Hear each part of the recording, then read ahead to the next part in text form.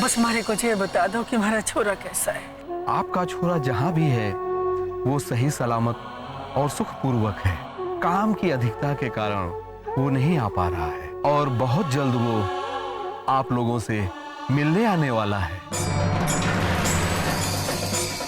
10,071 नहीं बल्कि 11,071 रुपए लिखिए। कौन सा नोट? सारे पैसे तो सामने रखे। खड़े हो जाइए ना।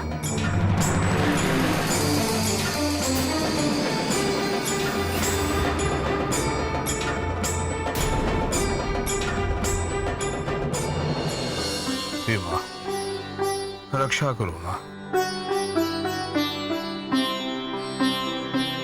प्रगति बिटिया, मैंने सुना है कि तुम भजन बहुत अच्छा गाती हो। क्या तुम मुझे कल भजन सुनाओगी? जी स्वामी जी। अति उत्तम, बहुत सुशील बिटिया है। स्वामी जी, आज तक हमारी एक बात समझ में ना आई। जितनी भी बात समझने की कोशिश करती हूँ मन उलझन में पड़ जाता है। कैसा प्रश्न है बेटी? यही कि चोर की क्या मानसिकता होवे? बिटिया, चोर की कोई मानसिकता नहीं होती, उसकी परिस्थितियां और उसके हालात होते हैं। आप क्या कहना चाह रहे हैं स्वामी जी? हमारी कुछ समझ में नहीं आ रहा। बेटी, जैसे कोई व्यक्ति कई दिनों से भूखा और वो खाना खा रहा हो फिर भी उसका पेट ना भरा हो, अगर उसने 2 रोटी चुरा ली तो वो चोर नहीं है, क्योंकि उसके हालात और परिस्थितियां ही ऐसी थी। तो वहां पर उसकी भूख उसकी मानसिकता को दिखाती है। वहां उसकी मजबूरी है, क्योंकि उसे भूख लगी है। वो चोर नहीं है, उसकी मजबूरी थी।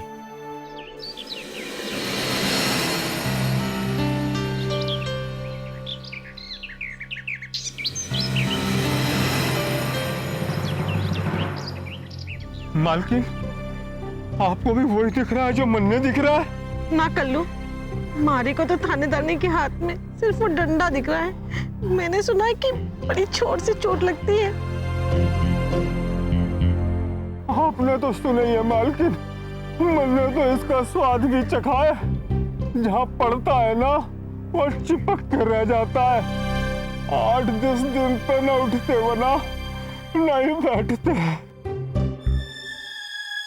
सुनो। जी मैडम जी। स्वामी जी कहाँ है? जी वो तो कुटिया में होंगे, बुला दूं क्या? हाँ, उनसे कहिए इंस्पेक्टर सैनी और मैडम शेखावत जी आई हैं। जी मैडम। रुको बेटा। इंस्पेक्टर, कुआं प्यासी के पास नहीं है, प्यासी को कुएं के पास जाना होता है। चलिए। जी मैडम।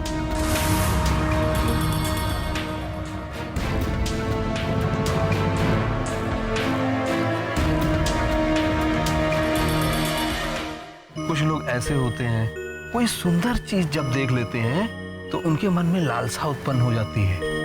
वो भी चोर नहीं होते, मगर वो उस चीज को प्राप्त करने के लिए उसे चुरा लेते हैं। इस तरह के कुछ चोर ऐसे होते हैं जिनकी प्रवृत्ति हो जाती है चोरी करना। आप उन्हें कितना भी समझाओ, कितना भी दंड दो, परंतु वो चोरी नहीं छोड़ते। समझ गई बेटी? जी स्वामी जी। जय माता दी। जय माता दी। कहो शेखावत बहन, आज इस आश्रम में कैसे आना हुआ? इधर से गुजर रही थी, सोचा आपसे मिलती चलूं। बहुत दिन हो गए थे आपके दर्शन किए। जब भी आपसे मिलती हूँ मन को एक अजीब सी असीम शांति का अनुभव होता है। अच्छा किया शेखावत बहन कि आप यहाँ आ गई, मैं आपको याद ही कर रहा था। ऐसा करते हैं, आइए बैठे, कुछ बातें करें। स्वामी जी, हम जरा जल्दी में थे, आपके दर्शन हो गए, यही मेरे लिए बहुत है। अच्छा किया, मैं तुम्हें ही बुलवाना चाहता था। ये बताइए, आपका आश्रम कैसा चल रहा है? सब आपकी कृपा है गुरुजी। मैंने सुना है कि इस बार आईएएस में जिस बच्चे ने टॉप किया है वो तुम्हारे ही आश्रम का है। जी स्वामी जी, आपने बिल्कुल सही सुना। सब आपके आशीर्वाद का फल है। नहीं शेखावत बहन, ये सब तो प्रभु की कृपा है और उसके साथ साथ तुम्हारी मेहनत का नतीजा भी है। तुमने बहुत परिश्रम किया था उस बच्चे के साथ और तुम्हारी लोक सेवा के जज्बे ने ही तुम्हें सफलता दिलाई है। प्रेरणा स्रोत तो आप ही हैं गुरुजी। सब जगदम्बे माँ की कृपा है। प्रगति बिटिया, ये शेखावत बहन है। ये जयपुर में एक एनजीओ चलाती है। एनजीओ का मतलब जानती हो तुम? हाँ स्वामी जी, एनजीओ मतलब संस्था जो जन विकास के लिए काम कर रहे हैं, मतलब जो गरीब अनाथ बच्चों और महिलाओं के विकास के लिए काम कर रहे हैं। हाँ, एकदम सत्य कहा तुमने। शेखावत बहन, ये प्रगति बिटिया है, बहुत ही सुशील बिटिया है। जब से ये आश्रम में आई है, हमारे आश्रम का वातावरण ही बदल गया है। यहाँ हमेशा खुशियां छाई रहती हैं। शेखावत बहन, हमारे आश्रम में कुछ भक्तों की ज्यादा कृपा हो गई है।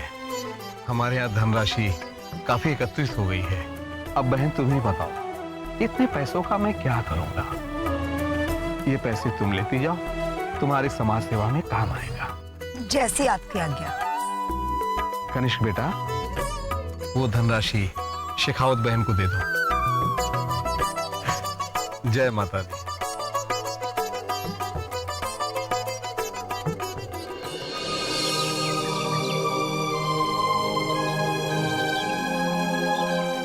मालकिन बड़े हुक्म ने पूरी जनता के सामने स्वीकार किया कि अर्णा उनकी पहली बीवी है और रणवीर उनका बड़ा छोरा।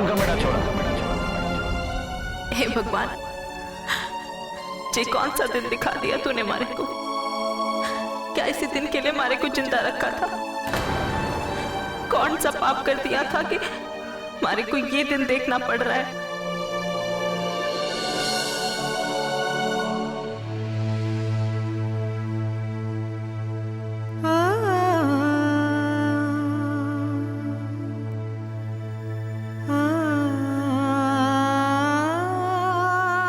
दीदी, आप रो रही हैं? नहीं दीदी, आप रोइए मत दीदी। रोने से अब कोई फायदा भी तो नहीं है। और वैसे भी दीदी, रोते तो वो लोग हैं जो कमजोर होते हैं। आप कमजोर नहीं हैं दीदी, बल्कि आपने तो हमेशा हालातों का सामना किया है, उनसे लड़ी हैं आप। आप इस तरह रोएंगी तो मैं तो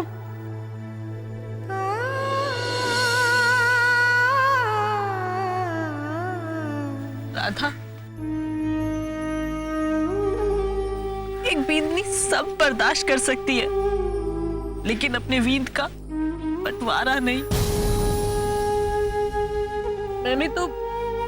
मैंने तो हर हालात से समझौता कर ही लिया था, ये सोचकर कि आज नहीं तो कल सब ठीक हो जाएगा। मैं वीर के पापुसा को बदल दूंगी,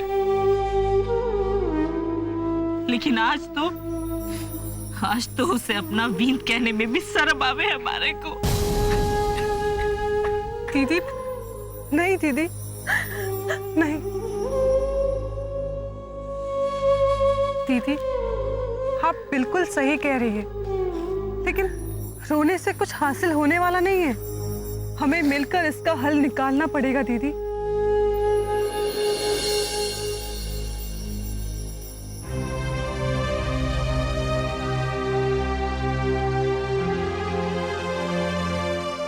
ठीक है राधा, मैं तो ठहरी अनपढ़ गवार, बारे में तो बुद्धि ना है, पर तू तो पढ़ी लिखी है ना? थारी किसी किताब में है इस खबर से बाहर निकलने का हल? बता मारे को।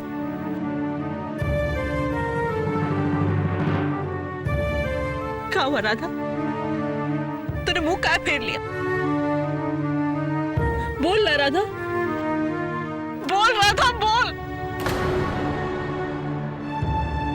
रही है ना, हमारे पास भी कोई हल ना है।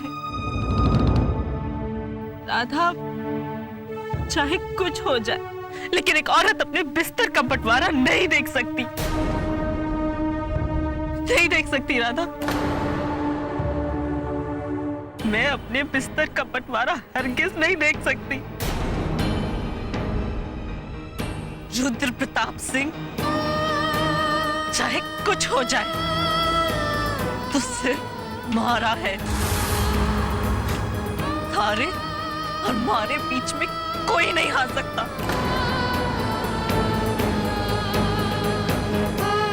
चाहे वो अरुणा हो या रणबीर।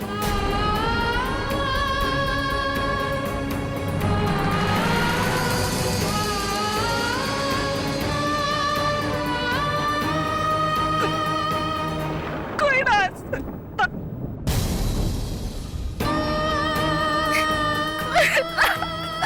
नहीं दीदी,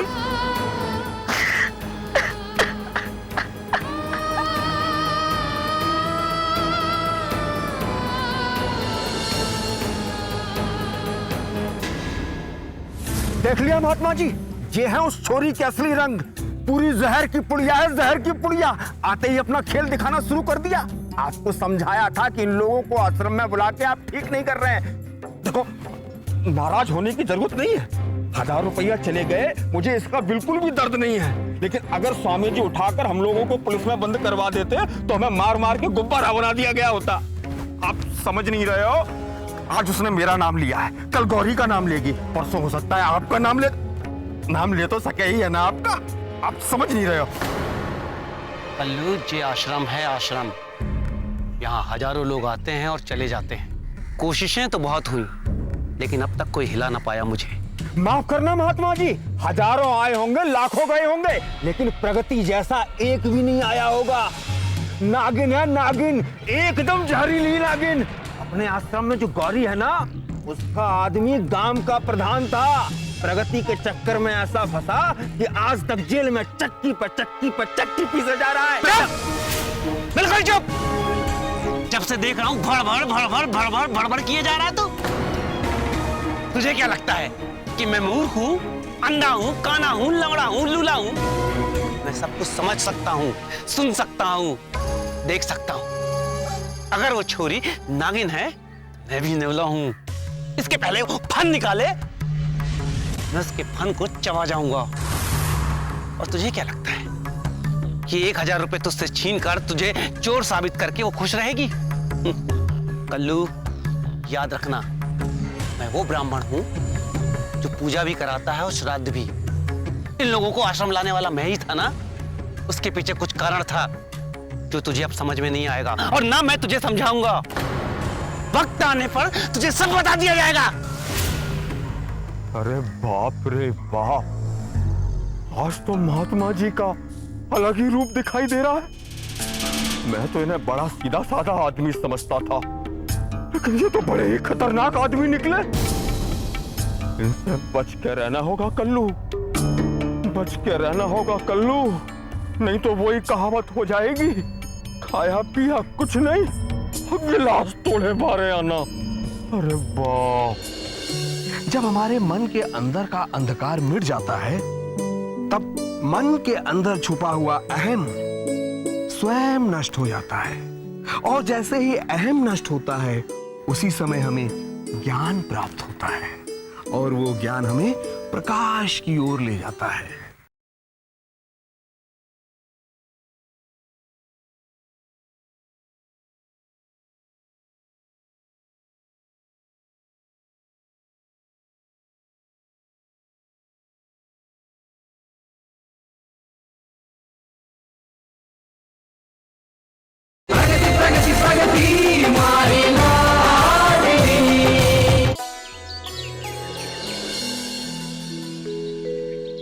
बच्चों, हमें हर पल ईश्वर का धन्यवाद करना चाहिए, क्योंकि ईश्वर ने जो हमें पल दिया है, वो जीवन को सार्थक करने के लिए दिया है। और जब हमारा जीवन सार्थक हो जाता है, तब हम स्वयं से जुड़ जाते हैं। जब हम स्वयं से जुड़ जाते हैं तब हमें ईश्वर के दर्शन होते हैं, और जब हमें ईश्वर के दर्शन होते हैं तब हमारे मन के अंदर का अंधकार मिट जाता है। जब हमारे मन के अंदर का अंधकार मिट जाता है तब मन के अंदर छुपा हुआ अहम स्वयं नष्ट हो जाता है, और जैसे ही अहम नष्ट होता है उसी समय हमें ज्ञान प्राप्त होता है, और वो ज्ञान हमें प्रकाश की ओर ले जाता है। लेकिन स्वामी जी, ज्ञान तो स्कूल में ही मिले है ना? बहुत अच्छा प्रश्न किया बेटा। बेटा, जो ज्ञान हमें स्कूल में मिलता है उसे हम भौतिक ज्ञान कहते हैं, और जो ज्ञान हमें आध्यात्मिक मिलता है उसे हम आत्मिक ज्ञान कहते हैं। आत्मिक ज्ञान से मन को शांति मिलती है, मन शुद्ध हो जाता है, और जो भौतिक ज्ञान होता है वो ज्ञान अलग होता है। तुम्हें भौतिक ज्ञान के बारे में मालूम है? भौतिक ज्ञान उसे कहते हैं जिसे हम स्वयं तैयार करते हैं, जैसे गाड़ी बनाना, मोटर बनाना, हवाई जहाज बनाना, ये सब भौतिक ज्ञान है। और भौतिक ज्ञान और आध्यात्मिक ज्ञान जब दोनों मिल जाते हैं तब हमें संपूर्ण सुख मिलता है, और जब हमें संपूर्ण सुख मिलता है तो जीवन हमारा खुशमय हो जाता है ना? समझ गए बेटा? जी स्वामी जी। आओ, आज हम तुम्हें एक ज्ञान के बारे में और बताते हैं, क्योंकि मानव जीवन में तरह तरह के कष्ट होते हैं।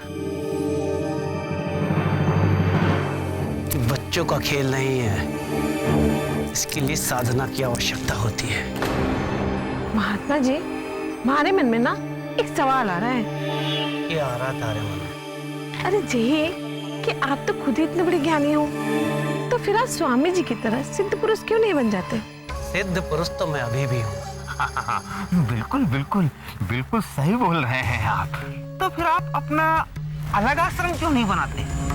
मैं अपना अलग आश्रम बनाऊंगा कल्लू, बस उसके लिए कुछ सिद्धि पानी बाकी है, और जैसे ही वो सिद्धि मिल जाती है मैं अपने लिए नया आश्रम बनाऊंगा, और उसका स्वामी होऊंगा मैं खुद। अपना आश्रम बनने के बाद हमारे लिए भी कुछ ना कुछ काम रखिएगा स्वामी जी, हमें भूल ना जाइएगा। स्वामी जी, हमारे लिए भी। ये तो समय ही बताएगा कल्लू और गौरी कि किसे याद रखना है और किसे भूल जाना है। अरे कल्लू जी, महात्मा जी क्या बोल के गए जी? हमें भूल जाएंगे? थारा तो पता नहीं, पर मन हाँ सही बात है, थारे को तो ना भूलेंगे। थारे को भूल जाएंगे तो आश्रम में चोरी कौन करेगा?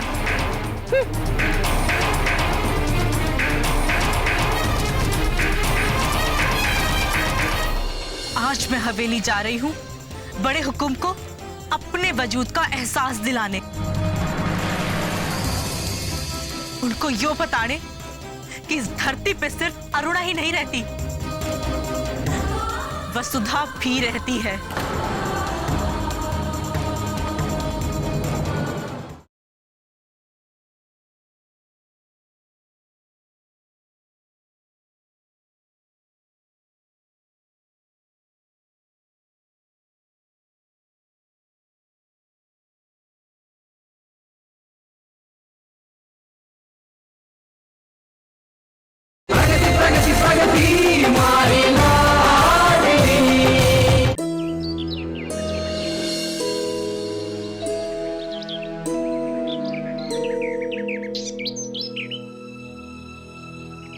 दीदी, दीदी, आप कहीं जा रही हैं?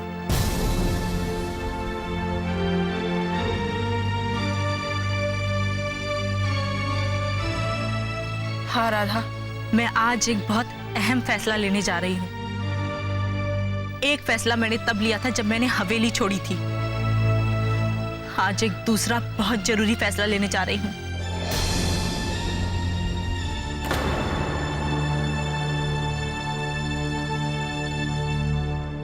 दीदी, वैसे तो किसी ने कहा है कि इंसान को कभी भी खुशी में कोई भी वादा और गुस्से में कोई भी फैसला कभी नहीं करना चाहिए। परिणाम हमेशा गलत ही निकले।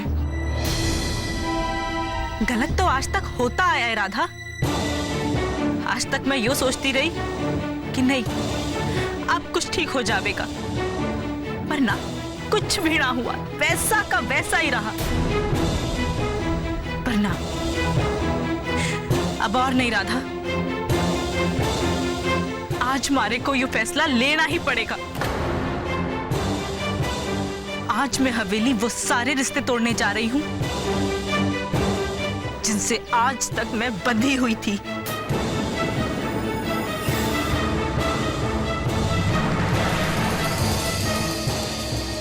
पर दीदी, क्या ये सही होगा? मतलब मैं आपके लिए नहीं कह रही हूँ, मैं वीर की बात कर रही हूँ। वीर धुलाराव का बेटा है और उसे वो सारे अधिकार मिलने चाहिए दीदी जिसका वो हकदार है। वीर का अधिकार उससे कोई नहीं छीन सकता राधा, कोई नहीं। उसे उसका हक कानून दिलावेगा। उसकी चिंता ना है मारे को। आज मैं हवेली जा रही हूं बड़े हुकुम को अपने वजूद का एहसास दिलाने, उनको यो बताने कि इस धरती पे सिर्फ अरुणा ही नहीं रहती, वसुधा भी रहती है।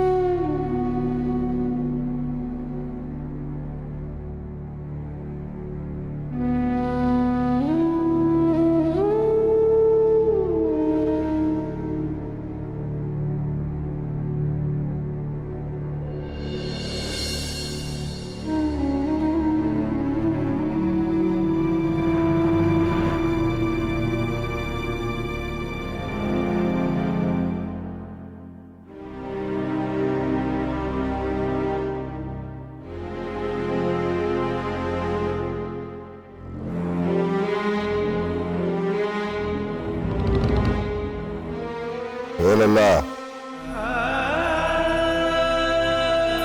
देख मारे को पता तुम्हारे से बड़ा नाराज है। अब छोड़ नाराजगी। सुनना लल्ला,